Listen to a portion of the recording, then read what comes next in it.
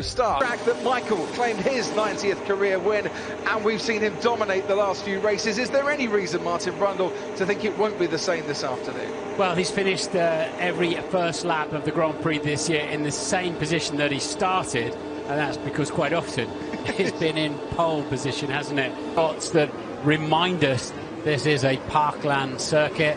There's 20 cars, all 20 cars on the grid this weekend. Head down, it's 460 metres from pole position down to the first braking point, and plenty of chance then to tow other people along down there. Grosjean and then Vettel on the hard tyre from 17th in the Ferrari. Hopefully get him a long way into the race. Giovinazzi, Russell, Latifi all on mediums. That'll be interesting then with Danny Kvyat on that hard compound tyre. Remember, Pierre Gasly raced that to great effect in the opening stages in Spa last weekend, and by going that much longer on the first stint, there might not be a very good... Harder, is he?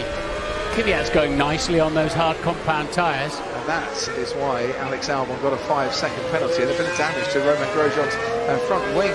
Position, so it's really helping him a lot. Sainz in clear air in second place. Norris and Perez now matching him on the lap time. And basically, I think if Lewis wanted to, he could pull away from those 3 or 4 drivers a second and a quarter a lap if he wanted to. Yeah.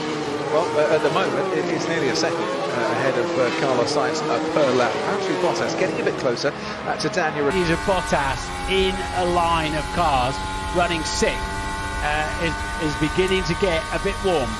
So I wonder, as we're now on lap 12 of this race, at what stage, and Mercedes have said to Valtteri Bottas, you're prepared to go long. Is there better option, if they can find a gap to drop him into, prepare to go short here and start to pull off the undercut and do it, that he's moving inside that Ferrari cockpit, but that Martin Brundle was horrific to look at. Yeah, it's a big jump, but it's quite a big cushion to run into, as long as it doesn't engrave. He's fighting the car, isn't he? Yeah, he's had to counter steer, and then the front axle bites, the front tyres bite, and then suddenly you've got 30 degrees of steering lock on, pointing towards the barrier. Well, he's running away from the scene of the accident. I remember you running back, Martin Brundle, in Australia all those years ago after a big accident. You stepped into the T car after that. If you've looked at the FIA document, whether it's WEC, Formula 1, it's all the same thing, and it's telling you there's something in the way of getting in the pit lane. And you know, I'm surprised that one side of the garage was on top of it, but not the other, and most teams were on top of that. Oh dear! That Ferrari was, well, they were struggling to extricate it. Is still nowhere near the back. Wow, that'd be good. Lando Norris has just passed Kimi Raikkonen. Well, it'll be good for Lewis, but strangely, why is Bottas not being able to close on the cars in front of him? Well, he might find this next one easier, because he's now just got the Alfa Romeo ahead of him. Yeah, we know he's carrying a bit of damage as well. Were they able to repair it in the stop, but he's not been able to close up to the back of anybody in this race so far. But then up into 5th place, and is this what reverse grid racing looks like? I tell you what, I'll take this any day of the week, Martin Brundle. Well, we'd set a really fascinating grid for race day as well, wouldn't I? Still think the same drivers would end up on the podium after 2 calamitous races. I'd like to watch that. Don't just do it for points, just do it to set the grid for Sunday's race, and then leave Sunday's race just out of the points. Nicholas Latifi in 11th as it stands at the moment at this track where in 2000 we're going to be in traffic, and they're still having issues.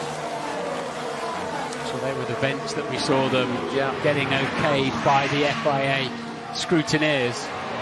And there's Kimi Raikkonen, who at one stage was second in this race, now down in 7th. As Esteban Ocon behind him, Danny Kvyat in the other Alpha Tauri running in 9th place. Ted, to you.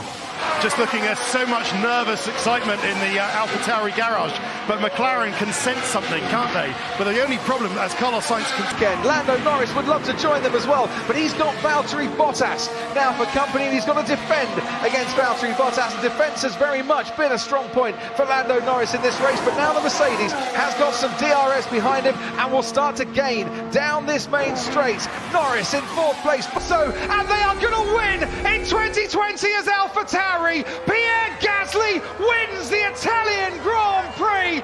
Oh my, is that just wonderful? Carlos Sainz comes home for second place, and what a great fight he gave. Lance Stroll completes the... It beats Goliath.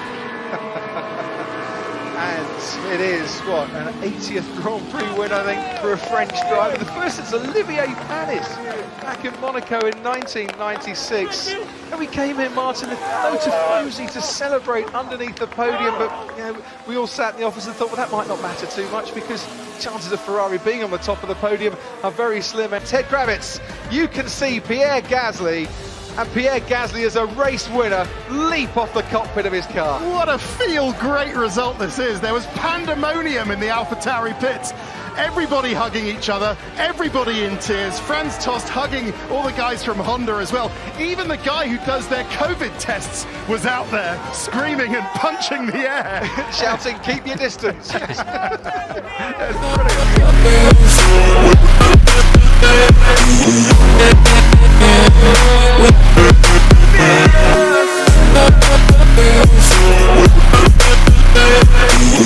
brilliant.